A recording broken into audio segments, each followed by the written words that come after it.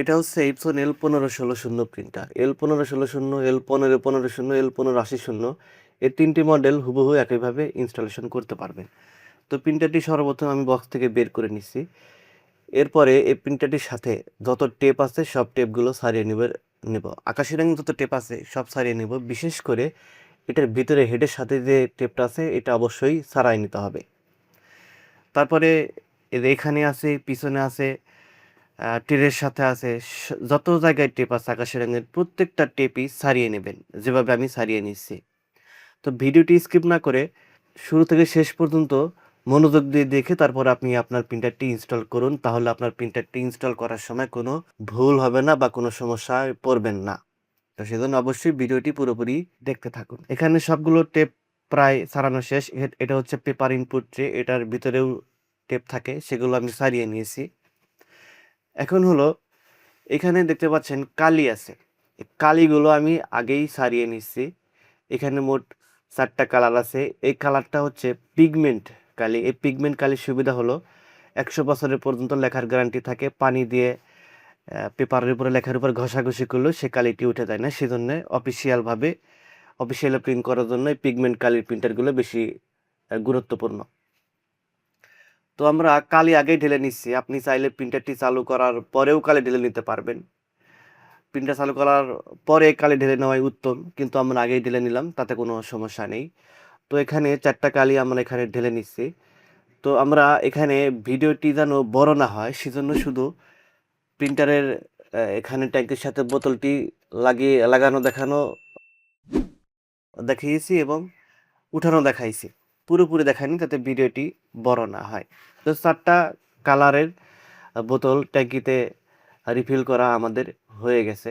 এখন আমরা পাওয়ার কেবলটি দিয়ে প্রিন্টারটি চালু করে নিব। এটা হচ্ছে আমাদের সেই প্রিন্টারের পাওয়ার কেবল। পাওয়ার কেবলটি আমি এখন লাগিয়ে নিব। আপনিও লাগিয়ে নেবেন।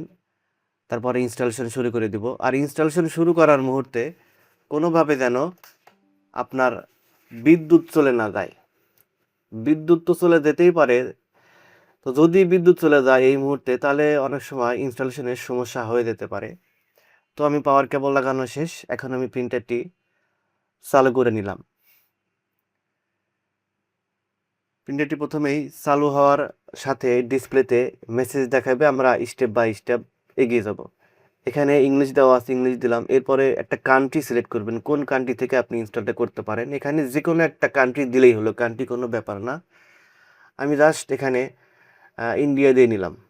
আপনি যে কোনো কান্ট্রি দিতে পারেন, সমস্যা নেই।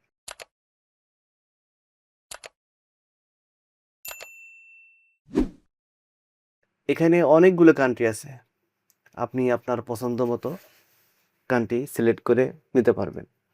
আমি এখানে জাস্ট ইন্ডিয়া সিলেক্ট করে দিলাম।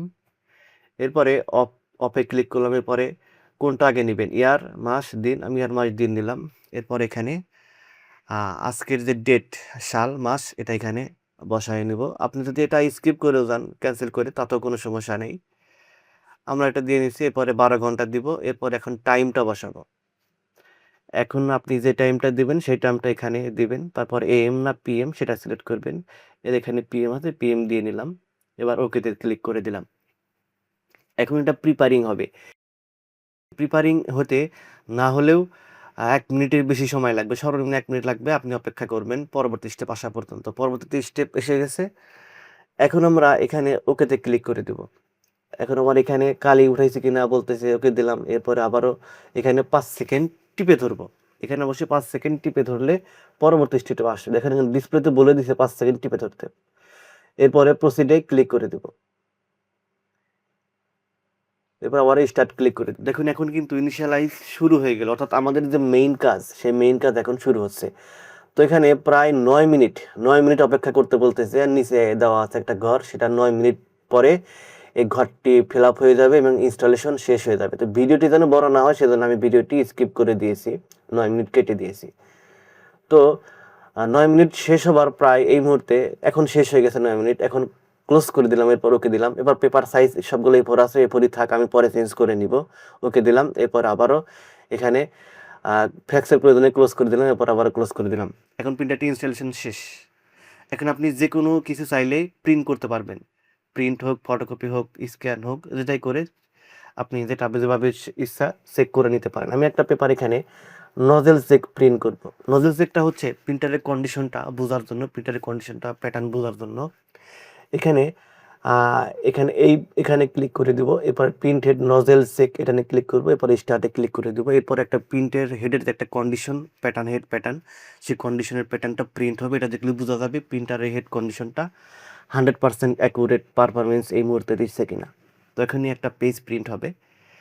তো দেখতে পাচ্ছেন এখানে একটা পেজ প্রিন্ট হলে এটা হচ্ছে প্রিন্ট হেড কন্ডিশন। এখন আমরা ফটোকপিটা করে দেব, ফটোকপি কেমন হয়। তো এই প্রিন্টারের উইন্ডোজ প্রিন্টারের ড্রাইভারটি উইন্ডোজ 10 হোক আর 11 হোক, যদি প্রয়োজন হয় কমেন্ট বক্সে দেওয়া আমার নাম্বারে যোগাযোগ করতে পারেন হোয়াটসঅ্যাপে। আমি আপনাকে উইন্ডোজ 10 বা উইন্ডোজ 11-এর ড্রাইভারটি দিয়ে দেবো। তো আমি এখানে ব্ল্যাক অ্যান্ড হোয়াইট একটা ফটোকপি করে নিচ্ছি, ফটোকপি হয় কিনা বা ক্লিয়ার হয় কিনা। ফটোকপি হয়ে গেল। তো এই ভিডিওর মাধ্যমে আপনি যদি প্রিন্টারটি ইনস্টল করতে পারেন তাহলে অবশ্যই চ্যানেলটিতে সাবস্ক্রাইব করে দিয়ে বেল আইকনটা অন করে দেবেন।